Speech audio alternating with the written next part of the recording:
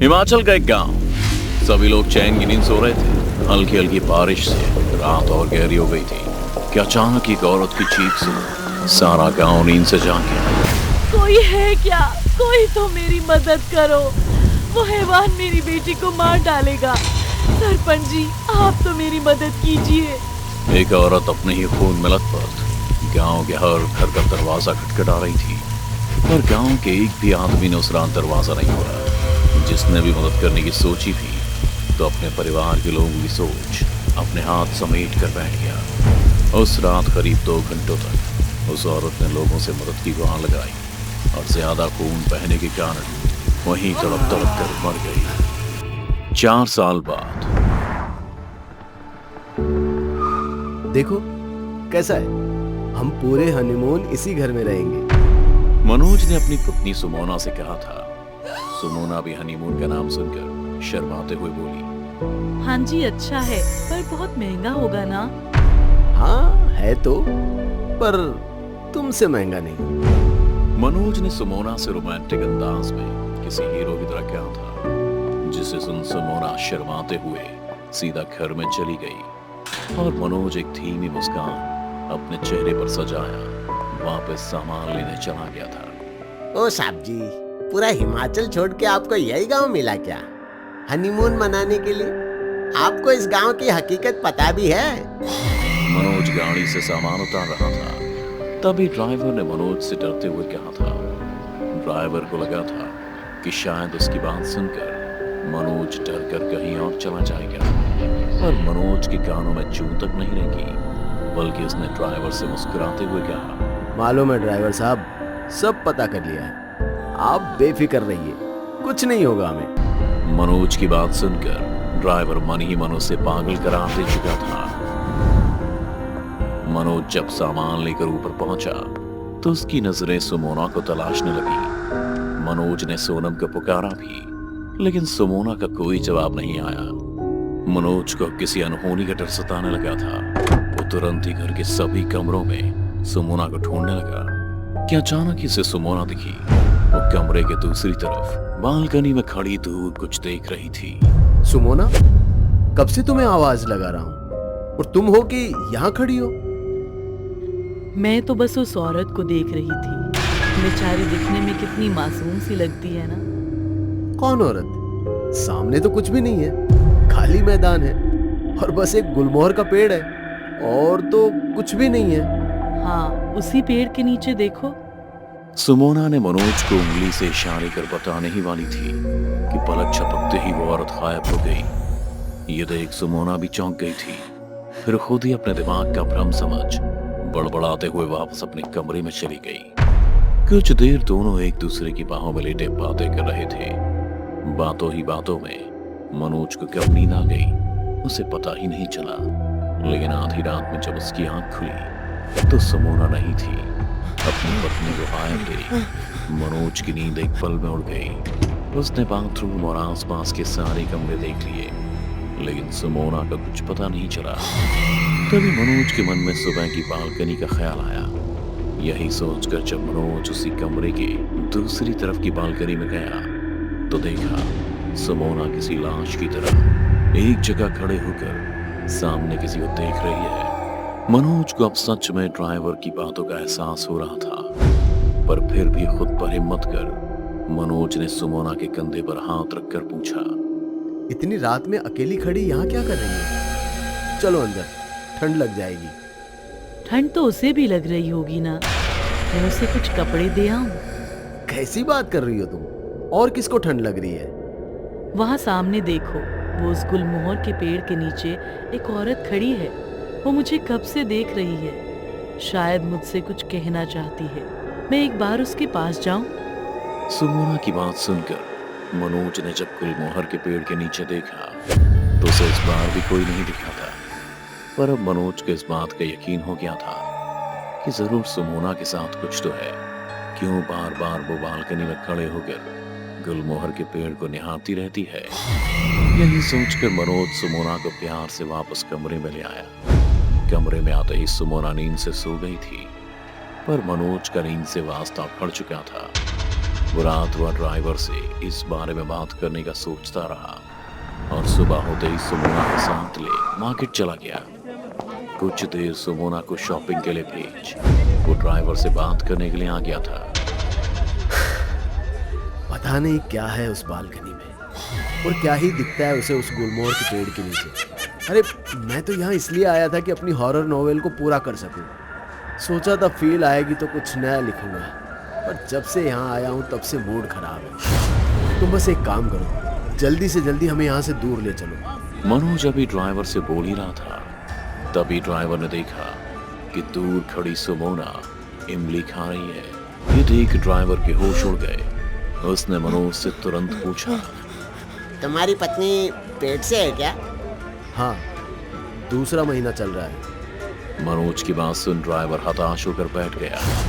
Driver का चेहरा डर के मारे सफेद हो गया था, पर मनोज पर अपनी ही धुन सवार थी। उसने ड्राइवर से फिर कहा, मैं जा रहा हूँ, तुम जल्दी गाड़ी लेकर घर पहुँचो, हम आज ही वो घर छोड़ रहे हैं। इतना कहकर मनोज जाने को ही हुआ था, तभी ड्राइवर ने भारी मन से कहा, अरे नहीं जा पाओगे, अब कभी भी उस घर से तुम दोनों नहीं जा पाओगे।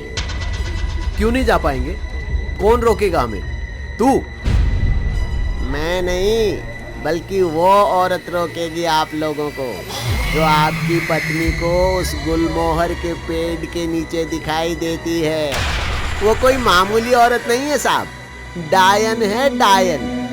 अभी आप जानते ही क्या है उस औरत के बारे में। एक किताब लिखने की फील के लिए दोनों मौत के मुंह में आ गए। ड्राइवर ने मनोज से कहते हुए अपना मुंह फेर लिया था।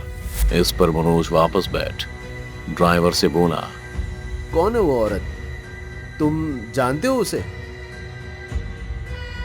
इसी गांव की थी साहब, पास ही के शमशान घाट में लकड़ियां बेचती थी। पति शराबी था, दिन भर नशे में धुत रहता था, अपनी पत्नी से ही पैसे मांगता था। पत्नी नहीं देती तो बेचारी को चिता की लकड़ियों से मारता। उसकी एक बेटी भी थी, संध्या। गांव वालों से बड़ा प्रेम करती थी, सबकी लाडली थी वो। इसी गांव में एक अपाहिज लड़का रहता था, रवि। रवि संध्या से बहुत प्यार करता था, पर संध्या उसे पसंद नहीं करती थी। फिर एक दिन जब रवि ने संध्या से अपने प्रेम का इजहार किया तो संध्या ने उसे मना कर दिया, पर रवि नहीं माना। उसने संध्या को पाने की जिद कर ली थी, जिससे परेशान होकर संध्या ने पूरे गांव वालों के सामने रवि की बेइज्जती कर दी, उसकी कमजोरी का मजाक बना, जिससे गांव वाले भी रवि पर हंसने लगे थे। इस हादसे के बाद रवि का कुछ पता नहीं चला। कोई कहने लगा कि उसने आत्महत्या कर ली, तो कोई कहता कि वो बम्बई भाग गया है, तो कोई कहता कि रवि ने काली शक्तियां सीखने के लिए जिंदा ही खुद को दफन कर लिया है। बात जो भी हो, लेकिन उसके बाद रवि का कभी कुछ भी पता नहीं चला। पर तुम ये रवि की कहानी क्यों सुना रहे हो मुझे? उस लड़की संध्या और उसकी माँ का क्या हुआ? अरे सब्र रखिए साहब, सारी फसाद की जड़ ये रवि ही है। दरअसल रवि के जाने के बाद एक रात संध्या की माँ अपने ही खून में लथपथ गांव वालों से मदद मांगने आई थी। उसका पति रोज की तरह दारू पीकर मारामारी कर रहा था, पर किसी भी गांव वाले ने उसकी मदद के लिए दरवाजा नहीं खोला। थककर जब वो घर पहुंची तो उसके बाप ने संध्या के सिर के 2 टुकड़े कर दिए थे। ये देख संध्या की माँ ने अपने ही पति को जिंदा आग के हवाले कर दिया और खुद हमेशा हमेशा के लिए शमशान में जाकर बैठ गई। फिर कुछ दिन बाद उसकी लाश भी गुलमोहर के पेड़ से लटकी हुई मिली थी। पर एक भी गांव वाले ने उसकी मदद क्यों नहीं की? संध्या को तो सब लोग पसंद करते थे ना? मनोज की बात सुनकर ड्राइवर कुछ सोचते हुए बोला, अरे साहब, हमेशा जो दिखता है वैसा होता नहीं है। मतलब ये कि संध्या का बाप तो 1 हफ्ते पहले ही मर चुका था, जिसकी लाश गांव के तालाब से मिली थी। और जब संध्या की माँ गांव वालों से मदद की गुहार लगाने आई तो उसकी बेटी को किसने मारा, ये आज तक कोई पता नहीं लगा पाया। बस इतना पता है कि संध्या के मरने के 4 महीने के अंदर ही पूरा गांव भूतिया हो गया। 1-2 हफ्ते में गांव के किसी न किसी घर में किसी न किसी की मौत होने लगी। सबको लगने लगा कि ये शायद संध्या के माँ पापा या फिर खुद संध्या का काम हो सकता है, जो मरने के बाद अपना बदला ले रही है। पर सारी बातें झूठी निकली, किसी के हाथ कुछ नहीं लगा। सब अपनी अपनी कहानी बनाकर इस गांव से भागने का बहाना ढूंढने लगे और चले गए। अब बताता हूँ अंदर की बात। रवि और संध्या हमेशा से एक दूसरे से प्यार करते थे, और जब ये बात उसकी माँ को पता लगी तो पहले तो उसने रवि को मारा, फिर अपने पति को, और फिर अपनी बेटी को मौत के घाट उतार दिया। तो जो औरत आपकी पत्नी को उस गुलमोहर के पेड़ के नीचे दिखती है वो कोई और नहीं बल्कि संध्या ही है। और उसी पेड़ से संध्या की माँ की लाश भी लटकी हुई मिली थी। हाँ, एक बात और, मरते वक्त संध्या पेट से थी, इसलिए वो आत्मा आपको उस घर से इतनी आसानी से निकलने नहीं देगी। मनोज ड्राइवर से सारी कहानी जान दंग था। उसे किसी भी हाल में अपनी पत्नी सुमोना के साथ सही सलामत घर से निकलना था। यही सोचकर वो तुरंत ही अपनी पत्नी के साथ बाजार से घर आ गया। फिर सारा सामान पैक कर घर से बाहर कदम ही रखा था, तभी उसकी पत्नी सुमोना बेहोश होकर जमीन पर गिर गई। सुमोना को बेहोश होते देख मनोज को डर सताने लगा था।